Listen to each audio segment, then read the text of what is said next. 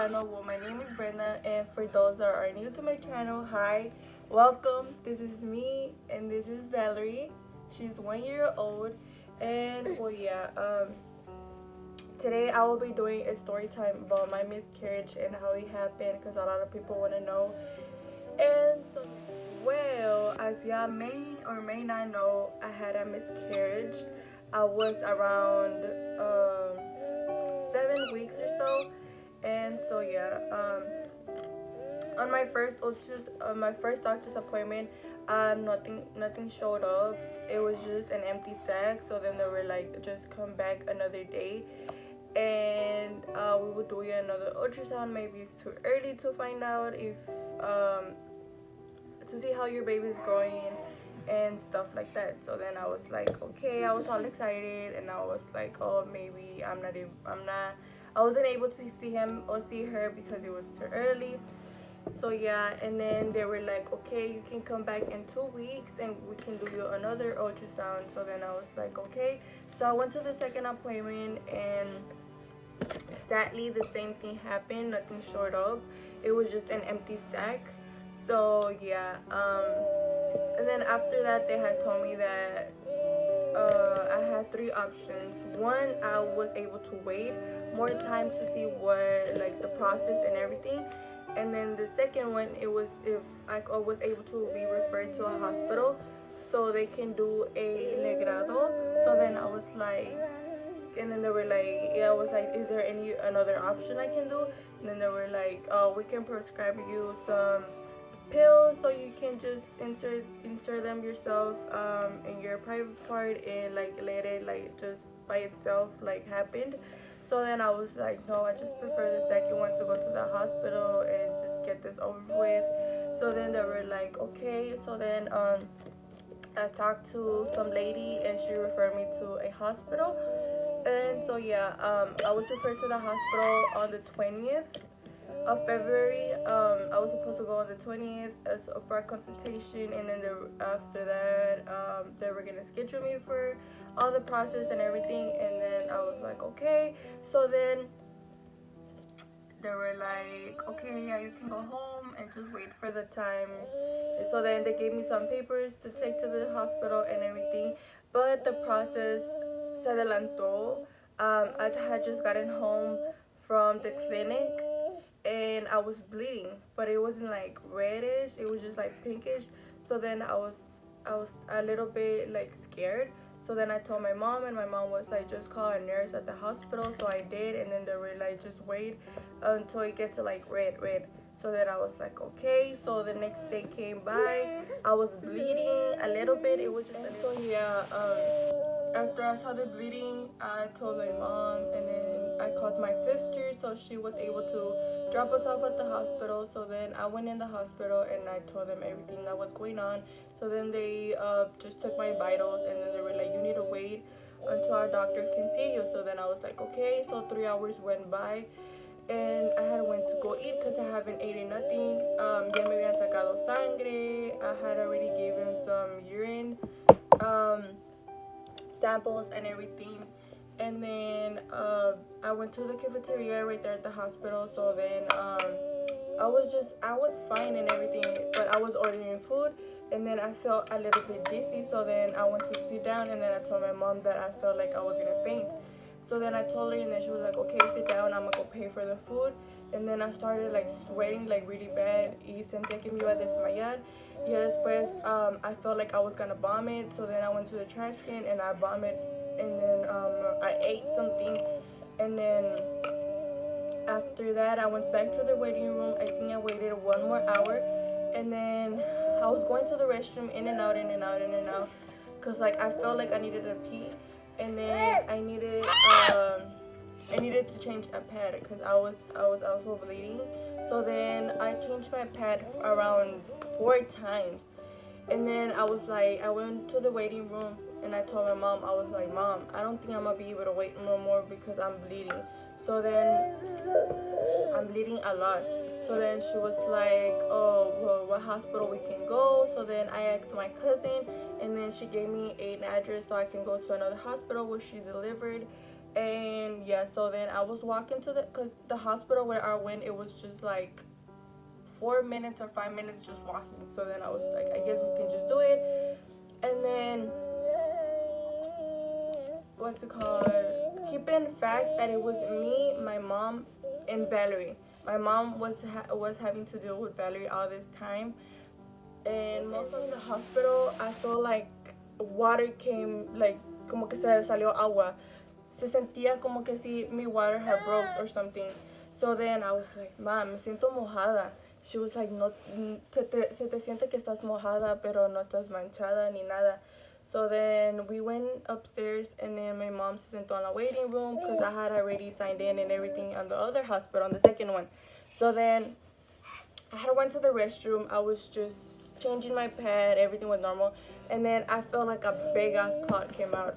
So then there was like this little string right there in the restroom. So I pulled it, and nurse came in, and then she was like, what's wrong? And then I explained it to her. So then she was like, yeah, it's a big clot. Just try to stand up. I'll put you on a new pad. So then she put me on a new pad. She took me to the room. So then inside the room, they took me inside the room, and then my mom and Valery had to wait outside. And then once I was in the room, I was right there, and then they checked me. They asked me some questions, how I was feeling, how was the pain, how everything started, blah blah blah. And then I told them, and then they were like, okay, we're gonna do you an ultrasound and see if what's it called, if you had already bleeding out everything, or everything that came out already from that clot. So then they checked me, and no, the little sac that was in my belly from the baby, it was just still there. So then they were like, okay. So after the first pill that they gave me at the hospital, they were just trying to see how my body was reacting, if I was bleeding a lot more. And I did. I was having some cramps. I was having some like chills. I was cold. I was cold and hot at the same time. And so yeah, y también como que me quiso dar calentura. And then okay, so then after that they gave me the second pill. So then to see if my body would process more, I kept on going to the restroom. I kept on bleeding more clots. And then a few hours later, they told me that they were gonna give me an injection. And I knew for what was the injection, but I didn't knew that was gonna like actually help like everything process and everything. So then they told me I was able to get it on my thighs, en mis piernas, or en mi espalda. So then I was like, where do more people get it? And then they were like, most people get it on their back. So then I was like, I guess I could just get it on my back. So then after that, I kept on going to the restroom as well.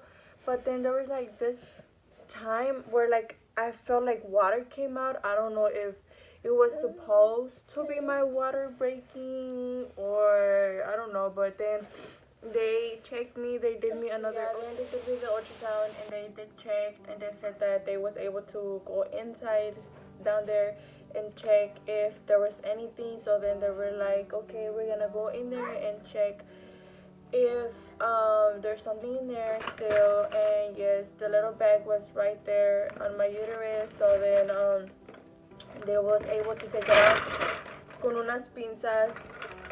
So like at first it just feels like como un pinching, como que te están, like whenever you go to do your eyebrows, like they're like pinching you into taking it out or whatever.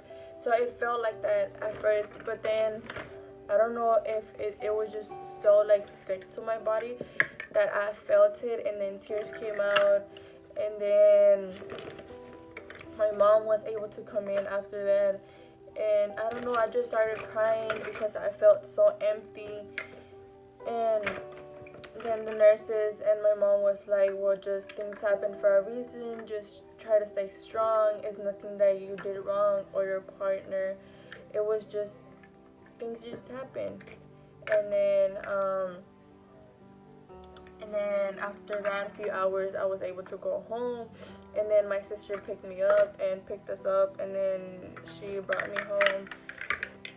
And so yeah, well, that's sadly my miscarriage story.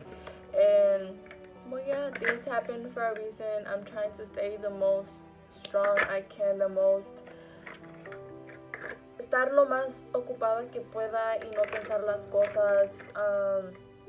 It hurts me sometimes at night. I get emotional thinking about stuff, but I didn't do anything wrong. My partner didn't do anything wrong. And just yeah, things happen for a reason. And maybe it was just not time for me to get pregnant, or I just don't know. I don't have words to describe how I feel. I just feel so empty. But I'm glad that I have my daughter. That she's able to keep me occupied, keep me entertained on playing with her and doing stuff with her, and just gotta move on. That's life.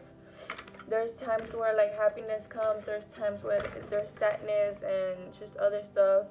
So yeah, and if there's any girls out there like passing through this situation, just know that you're not alone. You might have your partner, your mom, your family members, and just try to stay the most occupied you can. And well, things happen for a reason. And so yeah, well, that's my story time. And well, yeah, right now I'm trying to get my hormones level down. I've been going to the doctor. They've been taking blood out. And yeah, just trying to stay healthy, eating better. Right now I'm trying to be good and strong. And so yeah, well, like always, like, comment, share, and subscribe. Bye, loves.